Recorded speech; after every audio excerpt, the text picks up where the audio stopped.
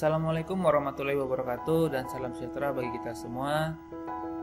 Teruntuk rekan-rekan mahasiswa-mahasiswi program studi S1 Teknik Informatika Fakultas Sains dan Teknologi di Universitas Pahlawan Tuanku Tambusai. Nah, pada kali ini kita akan melanjutkan materi kita dalam perkuliahan di mata kuliah Perancangan dan Implementasi Perangkat Lunak. Yang sebelumnya kita telah membahas terkait model waterfall dan juga model spiral. Kali ini kita akan membahas suatu model, yaitu yang dinamakan dengan Rapid Application Development atau RAD.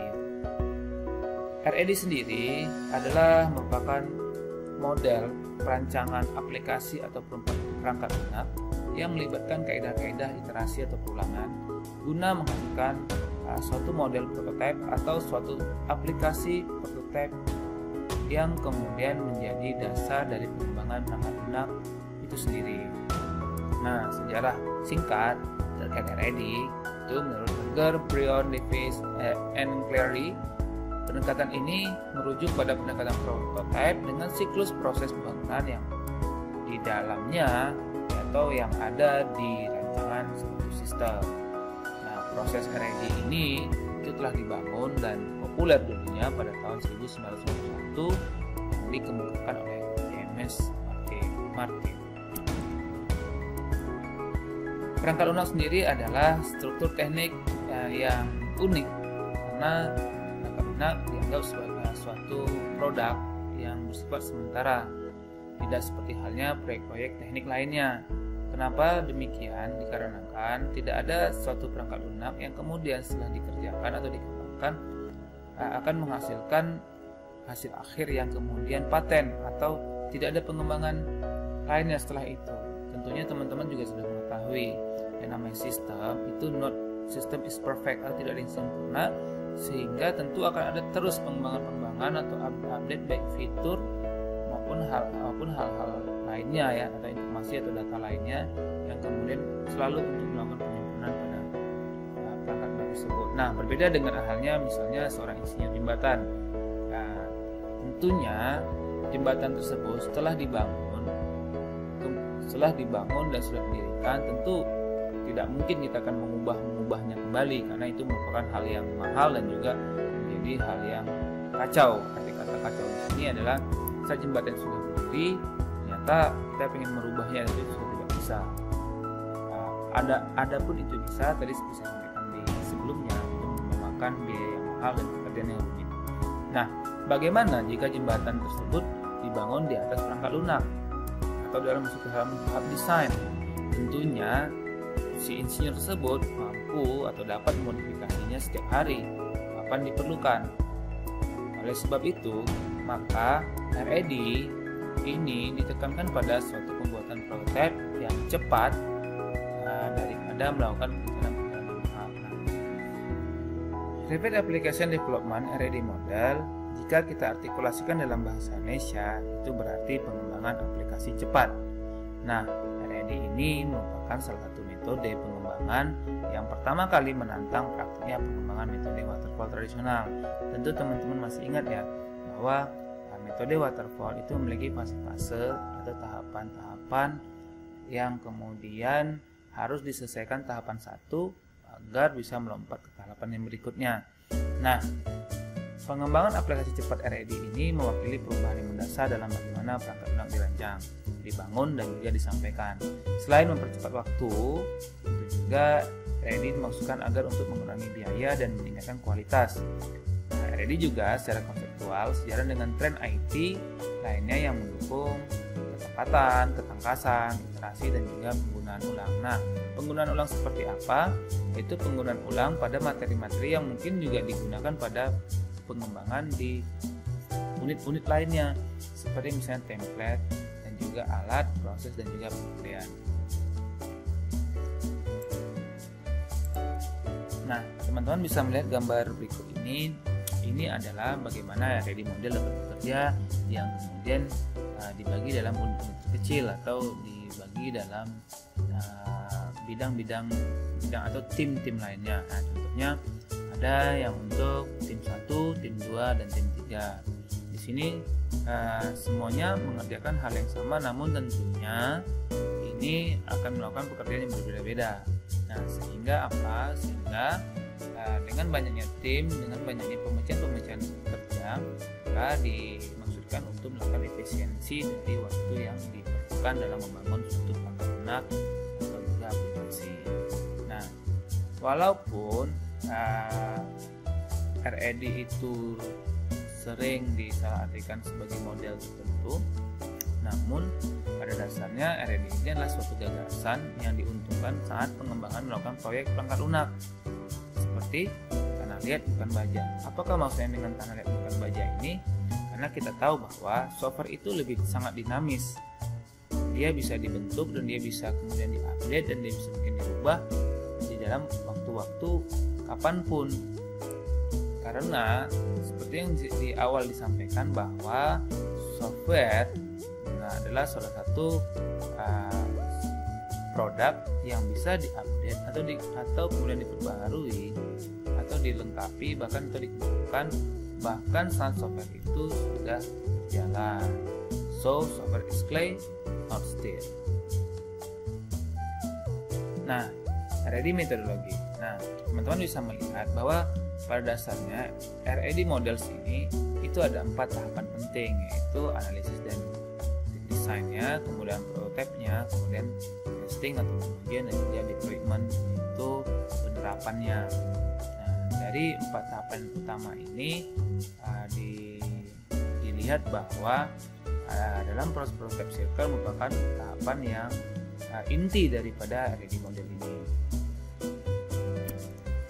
Yuk kita bahas satu persatu. Apa itu analisis dan quick design? Nah, itu bagaimana kita melakukan analisis dan melakukan desain cepat, atau kita tentukan juga atau bisa disebut dengan menentukan persyaratan. Nah, proyek RED ini dimulai dengan menetapkan serangkaian persyaratan yang longgar. Maksudnya adalah semua persyaratan kemudian dikumpulkan dan juga analisa-analisis dilakukan. Namun ia dikatakan longgar karena RED ini mengizinkan bahwa persyaratan-persyaratan itu dapat dirubah kapan saja dalam suatu siklus. Sehingga jikalau ada persyaratan-persyaratan yang belum didapat atau belum lengkap dan juga ternyata salah, bisa dibenarkan oleh kapanpun. Dan juga, nah ini dia, persyaratan ini juga ditentukan oleh klien. Nah, klien akan memberikan visi mereka atau memberikan saran mereka, statement mereka, usulan mereka untuk produk dan mencapai kesepakatan dengan pengembang tentang persyaratan awal yang memenuhi visi tersebut. Jadi maksudnya adalah jikalau nanti setelah mulai dikembangkan ternyata klien melakukan perubahan-perubahan tujuan yang sifatnya tidak mayor ya, atau memberikan semacam usulan-usulan fitur-fitur gitu. Nah, maka RED mampu memfasilitasinya. Nah, masuk ke dalam tahap prototype atau lingkaran prototype. Nah, di sini saat kemudian aplikasi ini dibangun atau mulai dikerjakan, maka akan ditarget yang mencapai adalah bagaimana membuat suatu prototipenya. Nah, pengembang atau sifatnya yang kemudian membuat atau membantu klien dalam membuat suatu produk itu, setelah prototipe dari produk itu selesai dikerjakan, maka akan mendemonstrasikan kepada klien. Nah, ini bisa jadi prototipe yang memenuhi semua atau hanya sebagian dari persyaratan, atau prototipe ini hanya membuat semacam ini. Prototipe hanya membuat sebagian daripada persyaratan atau sebagian daripada hal-hal yang sebenarnya menjadi keseluruhan dari suatu produk itu. Karena apa? Karena kita tahu bahwa prototipe ini merupakan pembangunan tahap awal dari suatu produk tersebut. Nah, prototipe ini juga memungkinkan untuk para pengembang dan klien mengambil jalan pintas untuk mencapai kondisi kerja. Itu dapat diterima, sehingga sebagian besar pendekatan RED ini memiliki tahap finalisasi di mana pengembang menyelesaikan pekerjaan teknis yang timbul dari awal. Teman-teman dapat memahami seperti ini. Misalnya teman-teman ingin membangun suatu produk atau software atau aplikasi apapun yang cukup kompleks. Nah, teman-teman bisa mengawali dengan membuat suatu prototype atau contoh dari produk itu. Walaupun tidak semua proses yang berjalan, tapi setidaknya semua proses itu dapat tergambarkan daripada prototipe yang ada. Nah, prototipe ini kemudian teman-teman presentasikan atau demonstrasikan kepada pihak klien, sehingga nanti klien akan memberikan masukan atau akan memberikan tanggapan. Nah, dari hasil-hasil tanggapan ini kemudian kemudian terbentuklah suatu persyaratan atau usul-usulan baru yang akhirnya menjadikan prototipe ini dasar atau berangkat kepada produk akhir tadi. Nah, seperti itu. Jadi R&D bicara masalah prototipe tersebut. Nah, untuk testing atau pengujian, tentunya pengembang melakukan presentasi pekerjaan pada klien atau pada pengguna akhir saat prototipe yang tadi sudah dibikin sudah berubah menjadi suatu aplikasi yang atau produk yang telah jadi ya, yang telah selesai. Di mana para pengembang mengumpulkan segala bentuk dan juga para pengembang mengumpulkan segala bentuk temuan-temuan dalam pengujian ini, baik dari antarmuka hingga fungsionalitas, dan kemudian bagaimana disinilah kemudian persyaratan produk dapat diperiksa secara semat. Nah, seandainya juga jikalau klien mengubah pikiran atau menemukan bahwa sesuatu yang tampaknya benar dari kertas tapi dalam praktiknya tidak masuk akal, maka di sini juga kemudian rancangan atau produk tersebut bisa dirubah. Nah, di poin ketiga ini bisa saya uraikan adalah saat melakukan pengujian ini, seandainya klien atau orang yang memesan produk tadi itu melihat bahwa saat konsepnya itu sudah benar, namun kok hasilnya kok berbeda daripada konsep atau yang direncanakan. Nah, di sini maka klien dapat memberikan usulan-usulan atau tanggapan-tanggapan yang menjadi dasar perbaikan daripada produk atau aplikasi yang kita kerjakan tadi. Baik, untuk tahapan keempat yaitu deployment, bagaimana ini juga berarti adalah finalisasi dari suatu produk yang kita kerjakan. Nah, dari hasil koreksi-koreksi atau temuan-temuan dalam tahap testing tadi, maka pengembang mampu mengoptimalkan penerapannya untuk meningkatkan skala stabilitas, pemeliharaan, dan juga produk akhir.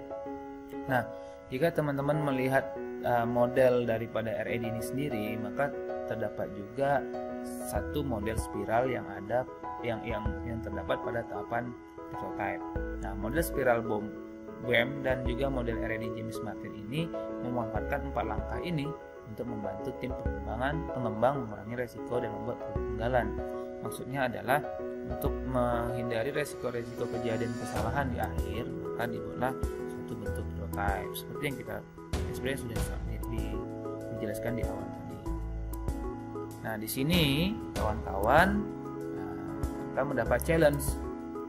Challenge pertama dari saya adalah silakan teman-teman menjelaskan bagaimana adanya kolaborasi model spiral BOM dan juga model RED James Martin dilakukan dalam model ini. Nah, kawan-kawan dapat membuat video singkat saja yang berisikan bagaimana penjelasan terkait model spiral yang kemudian digabungkan dalam model RED. Video tersebut nanti akan dikumpulkan di dalam link yang akan saya share nanti. Oke, jika ada pertanyaan dalam challenge ini, tugas ini dapat kita diskusikan lebih lanjut. Nah, kita juga akan membahas masalah keuntungan dan kerugian dalam RED ini sendiri. Nah, dapat terlihat di tabel keuntungan dari RED itu adalah persyaratan dapat diubah kapan saja. Jadi saat teman-teman mengerjakan di tahapan berikutnya ada masukan atau ada perubahan bisa dilakukan kapan saja. Namun kerugiannya adalah teman-teman harus membutuhkan tim yang mampu melakukan kolaborasi yang baik atau yang kuat. Nah, keuntungan lainnya dapat mendorong dan memprioritaskan umpan balik pelanggan. Maksudnya adalah di sini berbeda halnya dengan waterfall yang tidak mungkin bisa mengambil visi dari pelanggan, tapi di sini di RED ini kapan saja kita bisa dapat masukan atau umpan balik dari pelanggan, dan juga bisa memprioritaskan kemauan-kemauannya atau usul-usulnya. Nah, kerugian sendiri di RED ini tidak bisa bekerja dengan tim yang besar. Dan keuntungan berikutnya di RED itu mampu untuk mendapatkan hasil-hasil atau review-review dari perangkat yang kita kerjakan dengan cepat. Nah, namun kelebihannya tentu membutuhkan pengembang yang sangat terampil, baik terampil dalam melakukan kolaborasi tim, juga terampil dalam melakukan atau pengertian unit-unit lainnya yang yang dapat menyatu atau connecting dengan unit lainnya gitu.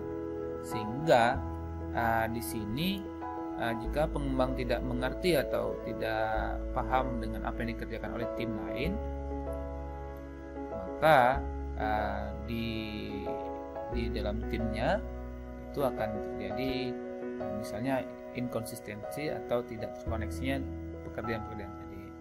Keuntungan berikutnya dari RED adalah waktu pengembangan berkurang secara drastis atau cepat, dan kerugiannya adalah membutuhkan kebutuhan pengguna sepanjang siklus hidup setiap produk. Nah, keuntungan berikutnya waktu antara prototipe dan implementasi itu cukup pendek, sehingga saat prototipe sudah selesai, kemudian pengerjaan pengembangan produk akhir itu relatif lebih cepat. Nah, kerugiannya itu ini lebih rumit dikarenakan melibatkan tadi tim-tim yang banyak, sehingga pengelolaan ini harus lebih cermat dan juga lebih baik seperti itu. Nah, integrasi bukan masalah. Ini keuntungan lainnya lah, integrasi bukan masalah, karena integrasi ini atau penyatuan dari berbagai unit tadi itu dilakukan di hardware. Namun kerugiannya hanya sistem yang dapat dimodulasi, yang dapat dikembangkan menggunakan pengembangan aplikasi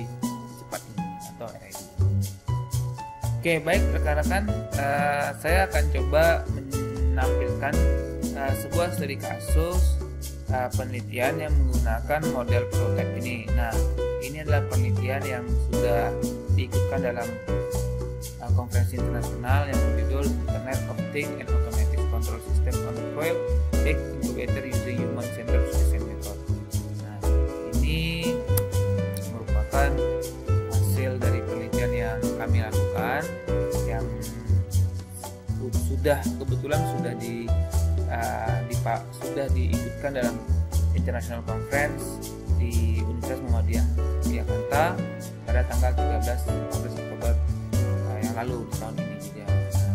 Pada penelitian ini kami menggunakan dua jenis metode rekan-rekan, yaitu pertama adalah metode yang kami gunakan untuk melakukan pengumpulan data atau untuk mendesain penelitian ini, dan juga nanti metode dalam melakukan pembangunan atau pengembangan dalam sistem atau perangkat yang kami kerjakan. Nah, metode untuk pengumpulan data ini kami sebut dengan atau yang dikenal dengan human centered design, yaitu suatu metode yang berpusat pada manusia itu sendiri. Tapi kata adalah karena penelitian ini ingin mengerjakan terkait bagaimana membuat suatu inkubator telur burung puyuh. Nah, tentunya data-data yang diambil adalah data berdasarkan pengalaman atau wawasan daripada peternak. Nah, dari wawasan atau pengalaman peternak ini yang kemudian kita rangkum, kita ambil, kita kumpulkan, dan ini menjadi basis kita membuat suatu perangkat inkubator otomatis tadi. Karena apa? Karena inkubator ini tentunya akan bekerja kalau sesuai dengan prinsip-prinsip bagaimana penetasan telur itu bisa dilakukan. Nah, selain belajar dari teoristis, tentunya ini kurang cukup. Maka itu human centered design ini diperlukan. Nah, jadi kalau pada intinya metode ini adalah satu metode pendekatan dalam pengumpulan data yang memfokuskan pada pengalaman penggunanya atau pengalaman luasan daripada peternak itu sendiri. Tentunya dong, peternak lebih banyak tahu bagaimana suatu inkubator itu atau suatu alat atas telur itu dapat bekerja, dan tentu kita dapat mengumpulkan juga kelemahan-kelemahan yang alat-alat mereka yang mereka gunakan sebelumnya. bahan-bahan koreksi dengan alur yang kita buat. Nah, untuk perancangan perangkat sendiri di alur diagram desain perangkat lunak, teman-teman bisa lihat di sini kita menggunakan Arduino dan juga beberapa perangkat lainnya. Juga teman-teman bisa melihat bagaimana rangkaian teknika inkubator secara umum yang kemudian kami desain untuk membuat perangkat inkubator ini bisa berjalan dengan baik. Nah, singkatnya saja ini adalah prototipe. Nah, dalam metode prototipe ini tentunya teman-teman kita sudah belajar tadi bahwa ini menggunakan model RID. Arti kata penelitian ini kemudian menghasilkan prototipe. Itu hasil pertamanya. Prototipe yang kemudian dikerjakan ini adalah hasil dari analisa yang dilakukan sebelumnya ya. Nah, di sini tentu kalau teman-teman ingin nanti mengetahui bagaimana prinsip-prinsip itu, saya jelas nanti teman-teman akan saya kasihkan link untuk referensi membaca tulisan kami atau jurnal yang telah kami publish. Nah, ini terlihat bahwa model inkubator ini masih kecil, kita dengan kuantitas hanya sebatas 55 butir telur yang dapat masuk.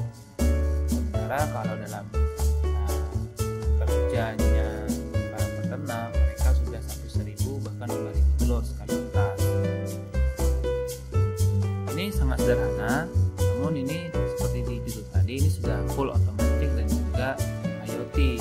Jadi inkubator ini sudah dapat mendeteksi pesan, dapat juga dimonitoring dan juga dapat juga dikontrol secara jarak jauh menggunakan media smartphone, yang juga aplikasinya dibuat juga untuk aplikasi smartphone berbasis Android.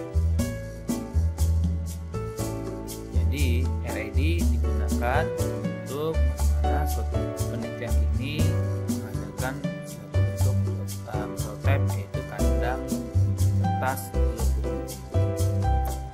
Nah, hasil pengujian yang kemudian dilakukan seperti yang terlihat dalam di slide, ada sensor, kemudian sensor ketinggian air, baik suhu, kelembapan, kemudian pemantauan status aplikasi di Android, kemudian ada juga historisnya. Ini semua sudah bekerja secara sukses. Nah, jadi cara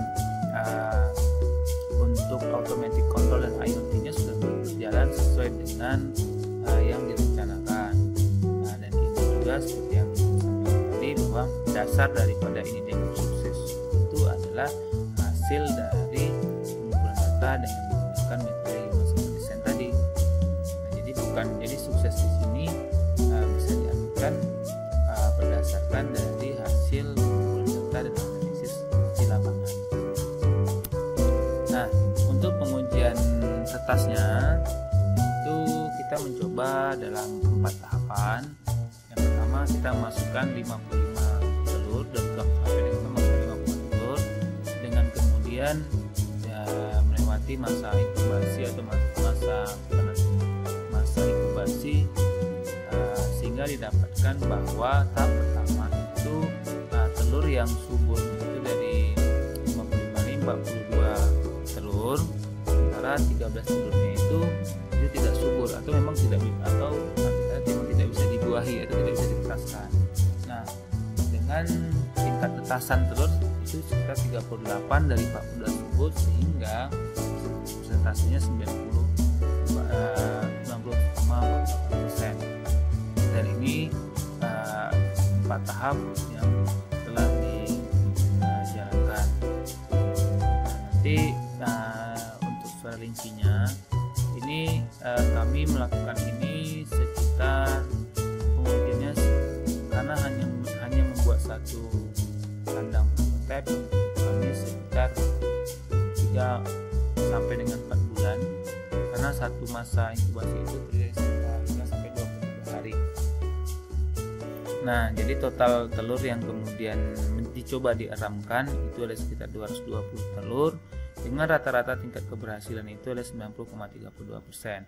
Nah, kenapa tidak sampai 100%? Karena dari fertile egg atau dari telur yang bisa dibuahi, memang ada beberapa kekurangan-kekurangan atau beberapa catatan dalam penelitian atau produk prototipe yang kami buat.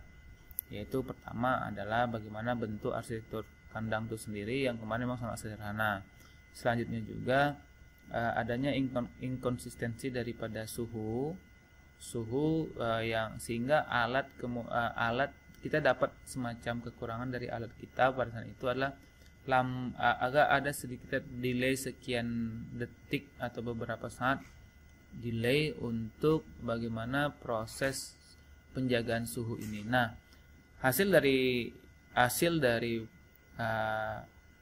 pengujian prototipe ini kemudian sudah kita rangkum, kemudian sudah kami dapatkan yang nantinya kita akan membuat suatu kandang kandang atau kandang tertentu yang dengan produk akhir ya. Nah, jadi nanti namun ini dalam tahap pengembangan. Nah, dalam pengembangan dalam produk akhirnya itu. Nah, ini mungkin sedikit yang studi kasus yang dapat saya sampaikan hasil penelitian yang pernah kami kerjakan dengan model RED ini. Nah, teman-teman, jika ada teman-teman yang diskusikan terkait penelitian ini atau dengan yang lain, silakan nanti kita berdiskusi di lebih lanjut seperti itu. Nah, baik, sekian tadi yang untuk penjelasan RED. Next, kita akan di pertemuan berikutnya kita akan masuk ke Agile model dalam topik model proses ini juga. Sekian, terima kasih. Assalamualaikum warahmatullahi wabarakatuh.